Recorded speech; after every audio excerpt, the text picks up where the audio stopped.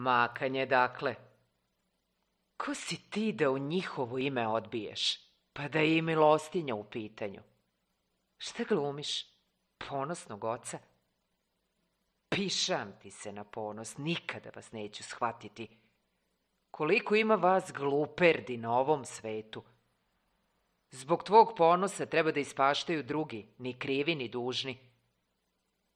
Nemaš ti blage veze šta je ponos i obraz. Ko zna koliko te je njih do sada u životu zgazilo i pljunulo, a ti si ćutao. Koliko si puta progutao ono što pas s maslom ne bi, ali ćeš zato preko leđa svoje dece, koje nemaju pravo glasa, da izigravaš junaka. Ostali ste bez ponosa svi u ovom kraju. Crkle vam fabrike.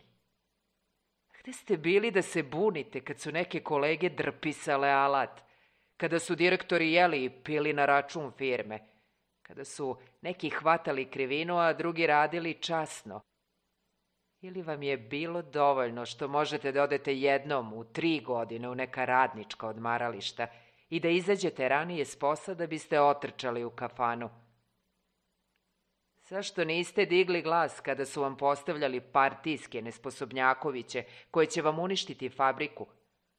Kada su zapošljavali švalerke, zaove, kumove i braću?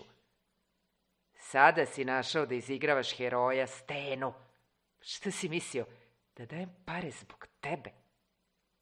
Da si čovek, da odista imaš ponosa, ne bi se stideo i da prosiš po ulici na kolenima za njihovo dobro. Tebi ne bih dao nikada, niti bilo kom drugom matorom konju. Svi ste vi nešto zgrešili, o nekoga se ogrešili, svi ste do jedno krivi. Oni nisu krivi, ta tvoja žgepčed. I oni će skriviti kad malo odrastu, neće biti bolje od bilo kog drugog. Ali još nisu. Treba ih nagraditi za to.